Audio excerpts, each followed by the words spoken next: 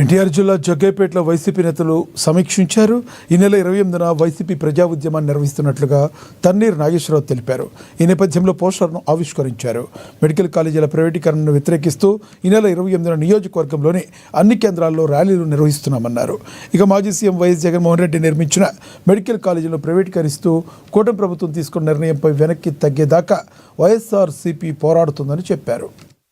పవన్ కళ్యాణ్ ప్రభుత్వ ఆస్తులతో కూడుకున్న కాలేజీలని, ప్రభుత్వ రంగంలో నడవాల్సిన సంస్థల్ని ఆయన ప్రైవేట్కి దారాదత్తం చేస్తూ పీపీపీ మోడ్లో, అంటే పబ్లిక్ ప్రైవేట్ పార్ట్నర్షిప్ మోడ్లో ఆ కాలేజీలను ఇవ్వటం అనేది దుర్మార్గమైన చర్య. ఇది అత్యంత హేయమైన చర్య.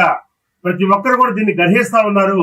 దాన్నే జగన్మోహన్ రెడ్డి గారు చెబుతూ, ఇవాళ పేదవాడికి నాణ్యమైన వైద్యం కావాలన్నా, లేదు బడుగు బలహీన వర్గాలకి వైద్య విద్యలో సీట్లు కావాలన్నా ప్రభుత్వ మెడికల్ కాలేజీలుగా ఉంటే మాత్రమే అవి సాధ్యపడతాయి తప్ప మీరు ప్రైవేట్కి కిందకి ఇస్తే ప్రైవేటు వారు లాభం లేనిది ఏ పని చేయరు.